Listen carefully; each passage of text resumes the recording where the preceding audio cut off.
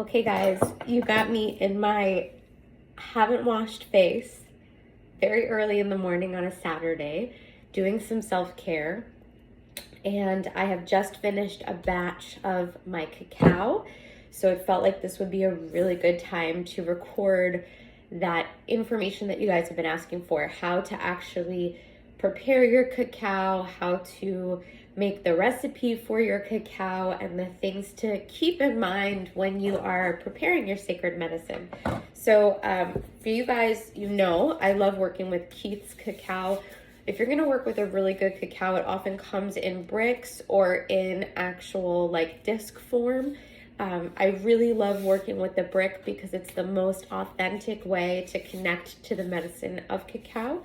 And one of the things I do before I actually open this bad boy up is sage my cacao. And so the whole process of preparing and getting your cacao ready, it's different for everybody. Some people will work with this brick every morning and shave off exactly how much they want. But what I really like to do, I keep a jar and an old honey jar, and I grade all of my cacao in advance and keep it in a sacred jar in a good sacred place in my kitchen. I don't like to just throw it in the cabinets, so it's on display on a really pretty shelf. You can put it anywhere that really speaks to you. I usually will keep my cacao brick on the altar for a little while to like bless it up and charge it up before I actually go ahead and prepare it. And then once I have the jar, I just make sure the jar is in a sacred place as well. You can keep it on your altar, but if you want to find a sacred spot for it in the kitchen, that was really, really good too. So if you haven't watched my sage tutorials inside of the ceremony starter pack, I welcome you to do so. It's really good to just know how to work with the medicine of sage.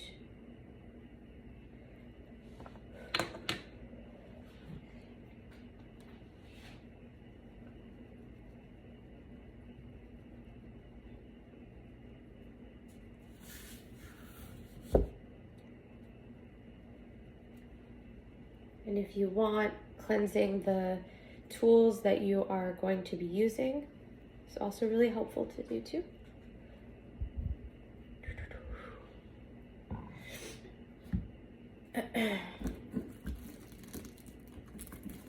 Okay, so just to explain kind of too, when you're saging, you're really focused on cleansing and releasing any of that energy that's maybe a little stagnant or like low vibe, and you're just welcoming in a great bundle of white light to come into the item that you're working with. Now, when you're preparing your cacao, this is a really different approach than what I think we've been taught in like the Western world. We cook to get things done. We cook to, just get it complete. But when you're preparing your cacao, you want it to keep to a sacred energy. So I like to play music. I like to take my time and really think about the intentions of what I'm infusing into that cacao. I will pray over it. I will sing to it. I will bless it up with all of my purest loving thoughts and just hold the intention for what I want the cacao to carry through for my heart. Cacao's a really big heart opener. So focusing on that heart energy when you're preparing it just makes the medicine more potent. So when you're working with your cacao, it's going to come in this brick form. And then when you're deciding to prepare your cacao, whether it's every morning right off the brick, or if you are preparing a full grade, you're going to grade it up. You're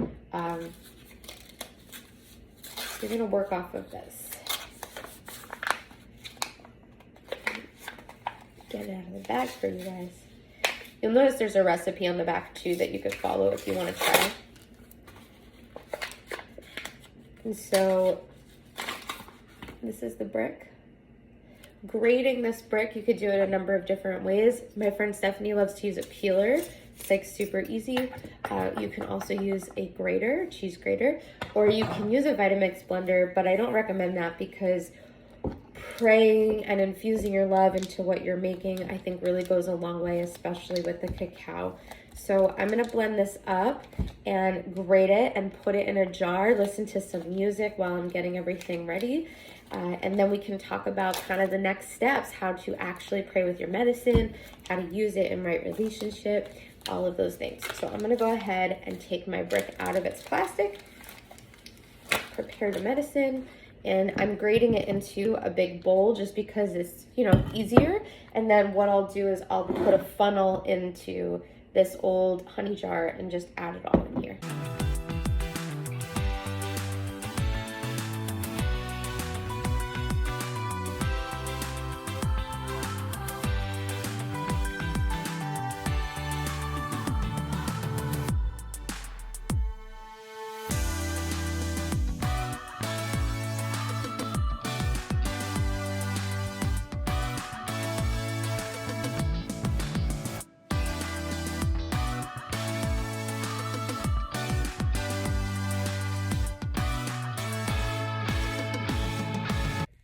Okay guys, it's another day coming at you live in my cozy robe because it's the morning, and I thought it would be perfect to actually record this content, you know, rather than just saying, oh, I have to record this video, like actually preparing my cacao for my own morning so that I can be really intentional and deliver all of the right information to you guys rather than just saying, oh, I gotta go record this video now. Let me pretend to make my cacao.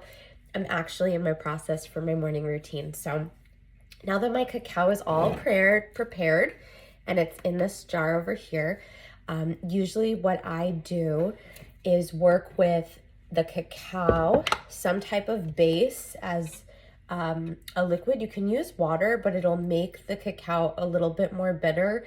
And if you're new to cacao practice, it's probably best to get some sort of oat milk or almond milk. I like to stay away from almond milk because it's like not very good for the environment. We waste a lot of water making almond milk in this world that we live in. So I usually go with an oat milk, and what I really think is very important, because you're working with supernatural plants, you want to make sure that what you are working with in terms of your milk is actually very natural as well. So it took me a while to find this, but this is an organic oat milk that literally the only ingredients are water, organic oat flour, organic sunflower oil, and sea salt. If I have an ingredient that I can't pronounce, I will not add it to my cacao. I just won't. So in terms of size, this is a question I get asked a lot, like how much actual cacao should you be using in your drink?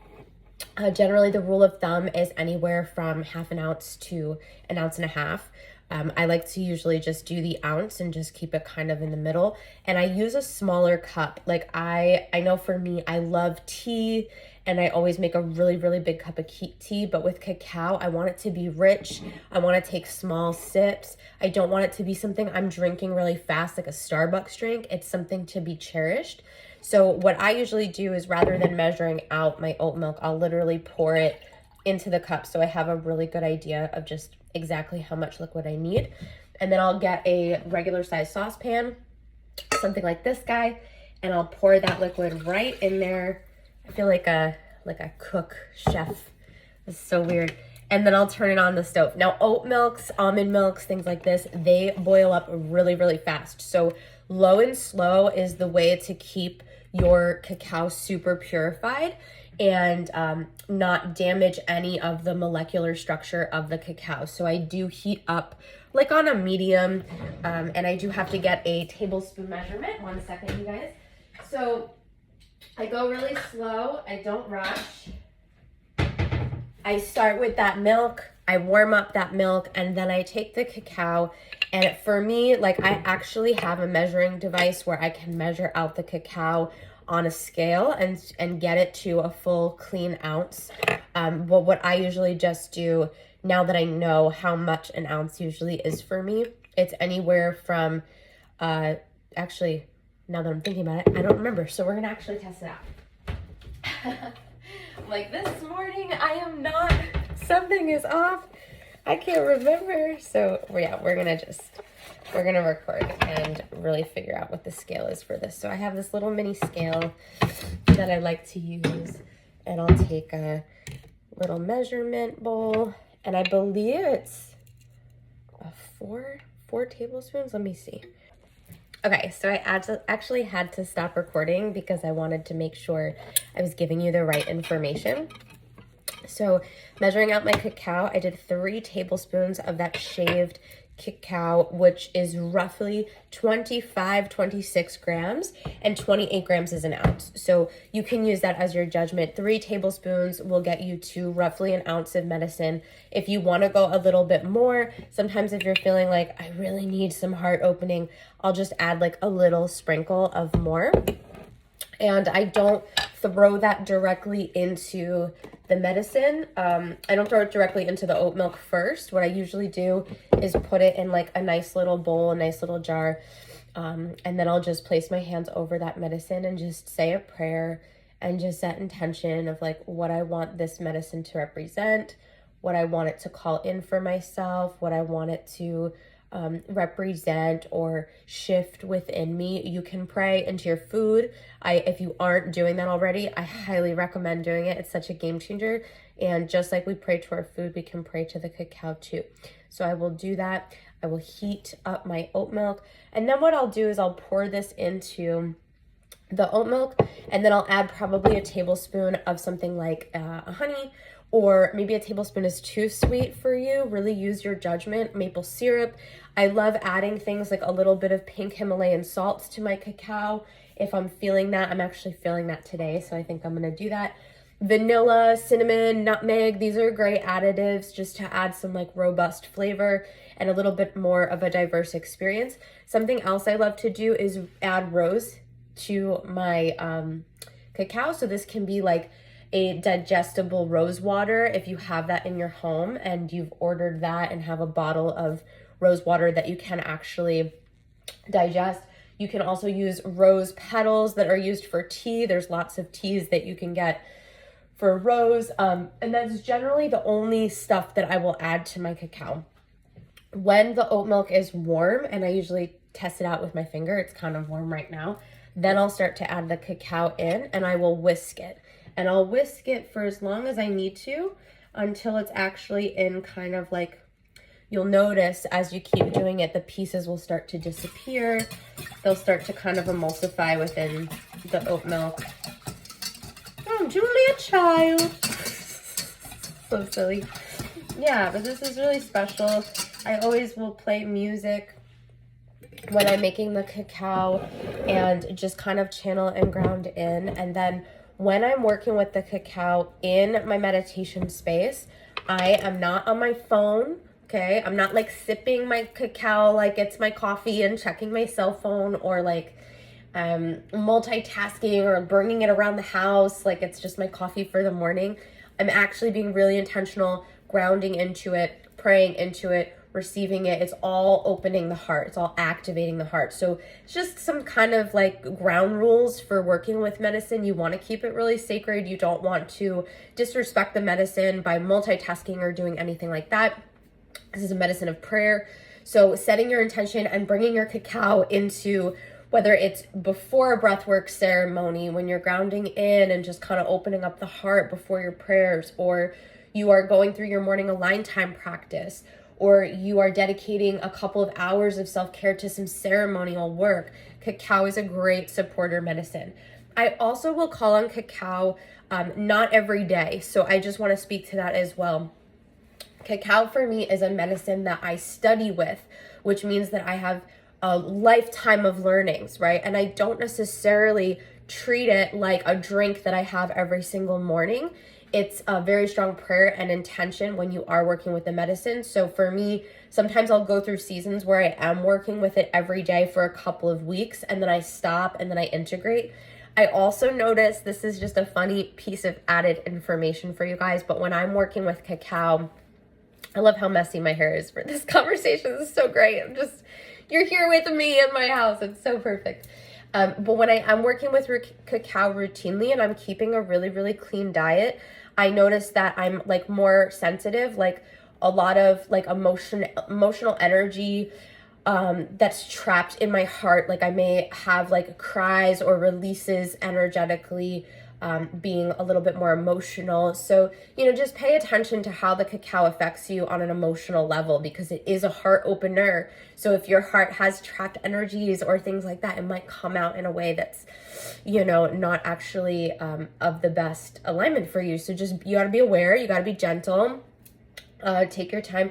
The other thing I wanted to say about cacao that's escaping my mind, hold on. This was really, fasting, right? So having cacao on a fasted stomach, this is something that's really, really helpful to activate the medicine of the cacao.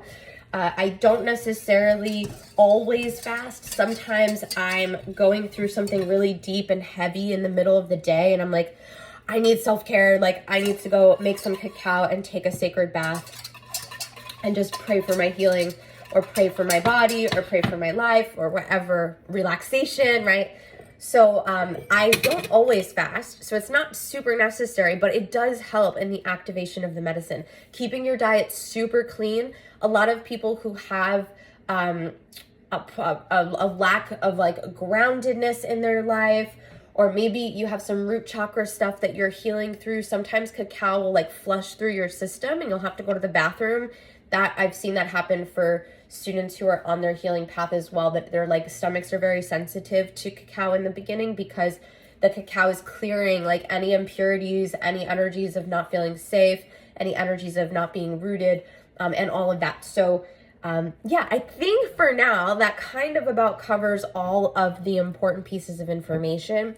Again, remember, we're treating this like this is super sacred, super prayerful. When you have your cup ready, going into your meditation room, I like to clear my cacao in its container. Like once I pour my cup, I like to clear my cacao with some sage work and feather work. For you, this might be lavender smudging. This might be Palo Santo if you work with Palo Santo, but please be mindful that these plants are endangered. So don't go shopping for stuff on the internet from a non-reliable source. Really make sure you're being in integrity. So you can use tobacco, sweetgrass, cedar, not really cedar so much. I would just say maybe lavender, sweetgrass, sage, and Palo Santo are really good tobacco too for clearing the energy of the cup energy. And so what you're imagining and doing is clearing out any impurities and just blowing love and light with that medicine into your cup. And then enjoy the medicine. Allow it to feel in your body, you know, really taking a space to be present with it. You don't want to just drink it and go. Like I said, you want to really anchor into, what does this mean? How does this feel? What is this shifting for me? And just being in a really deep prayer with it. Like I mentioned in the beginning, I'll put my cacao on my altar before I actually start working with the brick of cacao, just to bless it up.